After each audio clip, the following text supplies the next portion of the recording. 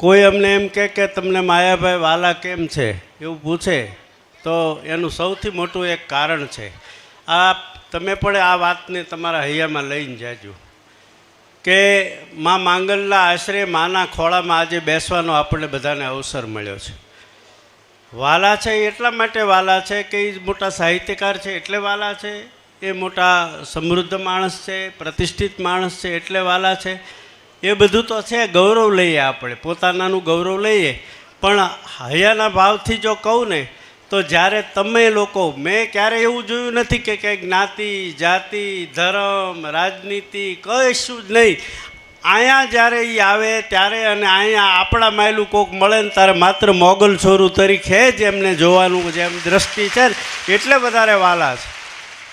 આપણે આપણા ચશ્મા ઉતારીને જોવાનો પ્રયત્ન કરીએ ને તો અહીંયા એકલું જ દેખાય. હું હમણાં જ ભાઈને કહેતો હતો, રામભાઈને મેયુભાઈને ને એને, કે બહારથી આવીને જ્યારે નીકળી ત્યારે એમ થાય કે લાંબો 3 કિલોમીટર થશે ને થાક લાગશે, પણ એક હૈયામાં આમ હોય. શું ખબર, તમારે કોકની પાસેથી 50 લાખ રૂપિયા લેવાના હોય અને ગમે એટલા આઘા હોય ને એમ કે હાળું પગ બહુ દુખે છે, પણ હવે પહોંચી જાય કારણ કે 50 લાખ રૂપિયા મળવાનો આનંદ હોય.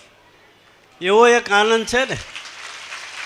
અહીંયા આવી ત્યારે થાક એટલા માટે ન લાગે. એ રાતેથી દ્વારકા પાસેથી આવ્યા છે, રાતના ઉજાગરા છે, સીધા આવ્યા. અમે અમારી જગ્યાએથી સભા પૂરી કરીને પોણી પૂરી કરીને આવ્યા, પણ એ અહીંયા આવીને થાક નહીં લાગે એનું કારણ શું છે? એક માં મોગલ બેઠી છે ને બીજું તમને બધાને જોઈને ત્યાં થાક ઉતરી જાય. કારણ કે થાક ઉતારવાના કોઈ આપણી પાસે ઠેકાણા હોય ને તો બહુ ઓછા રહ્યા છે અત્યારે સમાજમાં. કુટુંબમાં નથી, ક્યારેક ઘરમાં નથી, કેટલી ન થવાની ઘટનાઓ થાય છે સમાજમાં. પણ એ બધાની વચ્ચે થાક ઉતારવાનું જો એક ઠેકાણું હોય ને તો એ માં છે આપણી. એટલે આપણે અહીંયા આવ્યા છીએ. આ માંગલધામમાં માના ખોળે આવવાનું થાય એવા અમારા વાલા પ્રિય આપણા બધાના મોગલ છોરું. આજે બીજા કોઈ વિશેષણો નથી વાપરવા, તમે એને બધા એને ઓળખી છીએ. એટલે એવા આત્મી માંગલધામ ટ્રસ્ટ ભગુડાના પ્રમુખ એ બધું ઠીક છે, પણ માને વાલો એવો મોગલ છોરું એવા શ્રી માયાભાઈ, અમારા આત્મી એવા માયાભાઈ, આ તકે એવી જ સેવા કરતા ટ્રસ્ટી રામભાઈ, મેયુભાઈ, અમારે મધુભાઈ, કાનભાઈ અહીંયા ઉપસ્થિત હોય ન હોય. હું કાયમ એક વસ્તુ કહું છું, અમારાથી ક્યારેક નામ બોલાય કે ન બોલાય, ઠેઠ સુધી સાંભળજો. આ છેલ્લે સુધી આમાં અહીંયા કદાચ કોઈ મને કે માયાભાઈને કે રામભાઈને કે મેયુભાઈને તમારી સેવાની નોંધ હોય કે ન હોય, આ થડામાં બેઠીને એને બધી નોંધ હોય છે. એટલે કોઈના નામ લેવાય કે ન લેવાય એ બહુ મહત્ત્વનું નથી, પણ બહુ અગત્યની બાબત જો કોઈ હોય ને તો માં રાજી થાય એટલા હાટલું થઈને આપણે આ ભેગા થાય છે. આ વખતે ચૈત્ર મહિનાથી લઈ અને અત્યાર સુધી એટલા બધા કાર્યક્રમો છે, એટલા કાર્યક્રમો છે. તે આ તારીખ નહોતી ગોઠવાતી ને અમને અજંપો થતો બધાને, અહીં બેઠા એ બધાને અજંપો થતો. એટલો અજંપો હતો. શું કામ ખબર છે? 28મીનો છે પાટોત્સવ, માણી લેશું એમ નહીં. આ જે સેવા કરનારા માના વાલા મોગલ છોરું છે ને એનું સન્માન થઈ જાય ને તો માં રાજી થઈ જાય. હા, એટલા હેતુ છે ને, હેતુ જ એટલો છે. 5-50 લાખ રૂપિયાનો આ નિમિત્તે ખર્ચ થાય તો કોકને ગાંડાએ લાગતા શું ને? કોકને લાગે, દુનિયામાં જે પૈસા ગણતરીઓ કરે ને એને ગાંડા લાગે, પણ ના, આ ડાપણ છે. એટલા માટે કે અમારી માં રાજી થાય, તમારામાં માના દર્શન થાય છે, તમારી સેવામાં. તમે કોક છે એ રોટલી બનાવતું હોય છે ત્યારે એના હાથમાં છે ને એ માં આવીને કાંઈક એવી પ્રેરણા કરતી છે, કોકના હૈયામાં પ્રેરણા કરે. કોઈ હારા ઘરના આવીને શૌચાલયો સાફ કરવાનું કે અમે સંડાસ બાથરૂમ સાફ કરવાની સેવા કરશું ને ત્યાંથી તો માં ખનકારા કરવા માંડતી હોય. હા, એવી માં છે આ.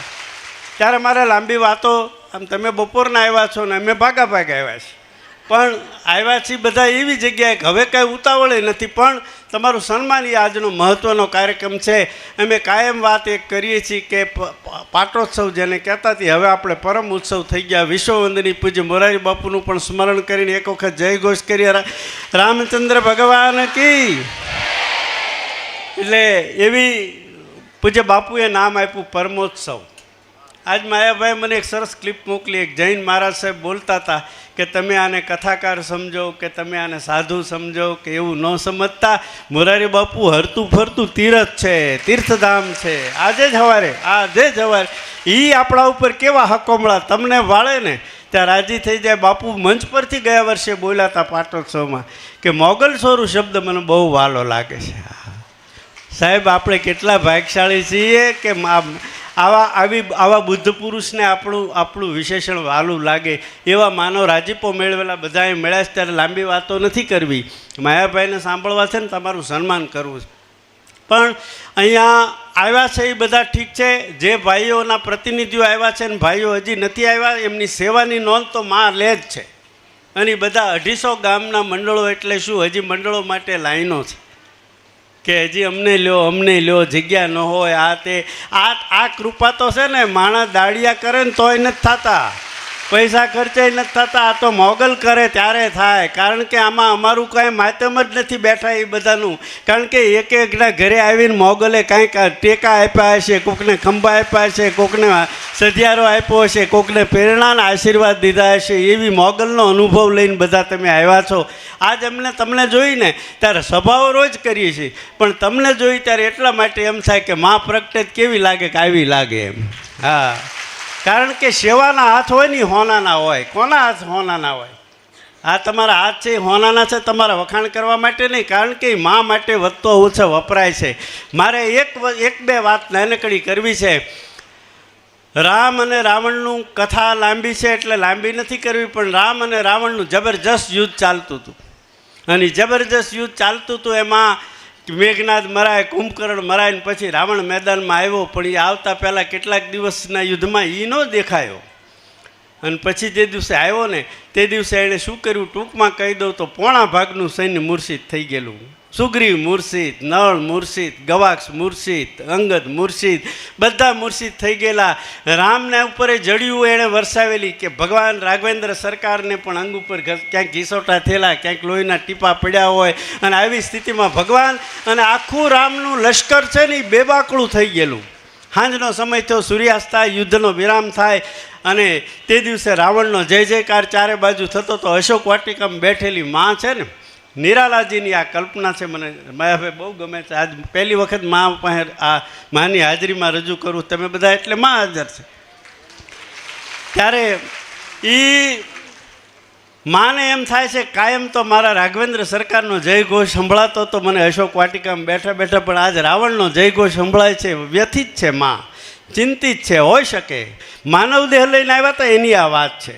એટલે પછી આમ રામ જ્યારે હાલ્યા જાય છે, જટાજૂટ છે એ વિખરાઈ ગયા છે, આ કટિબંધ છે ને ભાથો છે એ ઢીલો થઈ ગયો છે, પગલાં ઢીલા માંડે છે. વાહે લશ્કર આખું હાવ વિચારમાં પડી ગયું કે આ રાવણને કેમ જીતાશે, આ રાવણને કેમ જીતાશે. મોળા પડી ગયા. સીપર ઉપર જઈ અને આસન લગાવીને ભગવાન રાઘવેન્દ્ર સરકાર બેઠા છે.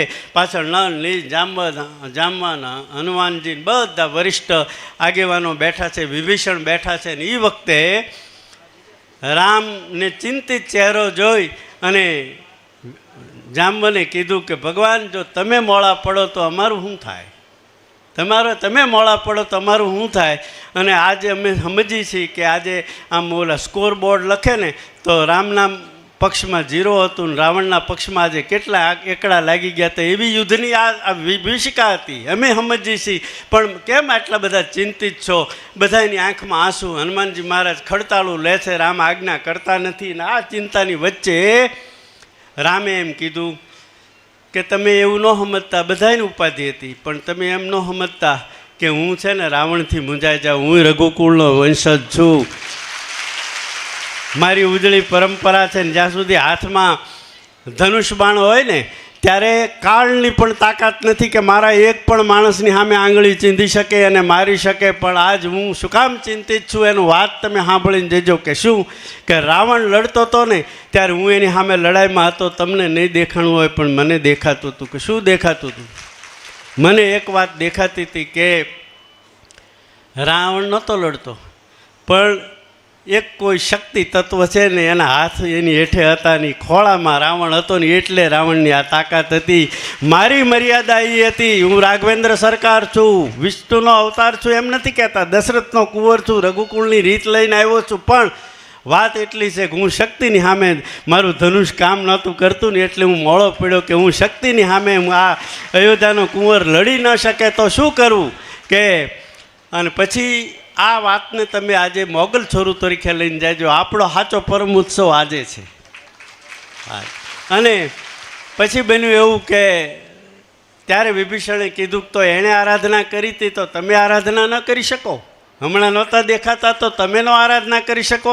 અને સંકલ્પ કર્યો. પછી રાઘવેન્દ્ર સરકારે આજે અમાહની રાત છે, અંધારાના ઓળા ઉતરી રહ્યા છે, હાથને હાથ ન દેખાય, ચોહલા પાડું એવું અંધારું થઈ ગયું છે, ઘટાટો. પણ એની વચ્ચે ભગવાન રાઘવેન્દ્ર સરકારે કીધું કે આવતીકાલથી શરૂ થાય છે એકમ, અને એકમથી હું આવતીકાલ સવારે 9 દિવસના આરાધના માટે બેસું છું. અને 9 દિવસની આરાધના જગદંબાની કરવા માટે ભગવાન રાઘવેન્દ્ર સરકાર બેઠા, અખિલ બ્રહ્માંડ ભાંડોતરીને પણ એ પહેલાં હનુમાનજીની આજ્ઞા કરી કે લડાઈના મેદાનમાં પછી જાય છે. નળ, નીલ, અંગદ, જામવંત, સુગ્રીવ બધાએ કીધું કે આજે યુદ્ધના મોરચા અમે સંભાળશું, લક્ષ્મણ આવશે, તમે આરાધનામાં બેસો. ને ભગવાન એકલા બેઠા યુદ્ધના મેદાનમાં, બાકીના બધા ગયા છે. લક્ષ્મણે કીધું કે આજે અમે સંભાળી લઈશું મોરચો. અને તમામ લોકો ત્યાં લડાઈના મેદાનમાં ગયા. અને હનુમાનને કીધું કે આ લડાઈના મેદાનમાં પછી જજે, પણ પહેલાં અહીં બાજુમાં જે તળાવ છે ને એમાં નીલકમળ છે, નીલકમળ. અને નીલકમળ છે ને 108 કમળ લઈ આવજે. 9 દિવસ મારે 108 કમળ સુરતા લાગી ગઈ છે. હે માં, હે જગદંબા પ્રગટો, માં પ્રગટો. અને પછી જે આરાધના કરી હોય એમાં શું કમી હોય, સુરતા લાગી ગયેલી હોય, આંખ બંધ છે. પહેલા દિવસથી શરૂ કરીને 9 દિવસ રોજ કમળ અર્પણ થતા જાય. 9મા દિવસે છેલ્લું કમળ જે દિવસે બાકી હતું તે દિવસે માને એમ થયું પરીક્ષા લઉં આજ ભગવાન રાઘવેન્દ્ર સરકારની. અને અખિલ બ્રહ્માંડ ભાંડોતરી છે એણે એક કામ કર્યું. શું કર્યું કે રામની આંખો 9 દિવસમાં ખુલી જ નથી, માં સામે સુરતા લાગી ગયેલી છે. અને એણે આમ પડખે રાખેલા રોજ કમળ ચડાવ્યા જતા હતા. એમાં છેલ્લા દિવસે છેલ્લું એક કમળ છે 108મું, એને ભરોસો હતો કે હનુમાનની ગણતરીમાં ફેર ન હોય, અહીંયા કેમ દેખાતું નથી કમળ. પછી આંખ ઉગાડી પોતાની ઉચ્ચ ભૂમિકાએથી નીચે આવી, આંખ ખોલીને આમ કરીને આમ જ્યાં કમળ લીધું, અને કમળ લીધું તો કમળ નથી. હનુમાનમાં કોઈ દિવસ શંકા ન કરાય, ભગવાન રામે કીધું, કારણ કે દુનિયા આખી છે ને એ હનુમાન છે, આ હનુમાન છે. હા,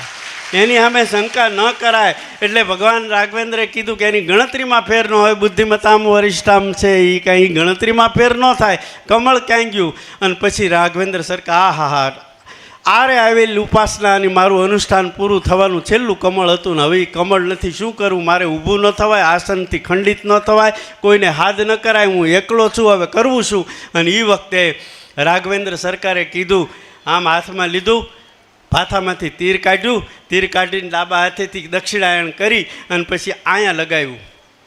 શું કામ લગાવ્યું ખબર છે કે મારે ક્યાં કમળ ગોતવા જાઉં. હું નાનો હતો ને તેથી મારી માં કહેતો હતો કે તું રાજીવ નયન છો, તારું નીલ કમળ જેવી આંખ છે. આજે એક કમળ ઘટે છે ને મારે તો 2 આંખ્યું છે, માને રાજી કરી લેવી છે સાહેબ. અને પછી આંખમાંથી જ્યાં કમળ કાઢવા જાય ને ત્યાં પાછળથી આવીને જોગમાએ હાથ પકડીને કીધું કે રાઘવેન્દ્ર સરકાર વિજય ભવ, વિજય ભવ, વિજય ભવન. પછી રણ મેદાનમાં ગયા. આપણે નવરાત્રિ ઉજવીએ છીએ એ એકમથી શરૂ કરી અને 9 સુધીના જે નવરાત્રિ ઉજવી છે ને એની શરૂઆત આ દેશમાં ક્યાંથી થઈ, ભગવાન રામથી શરૂ થઈને એ નવરાત્રિ આપણે ઉજવી.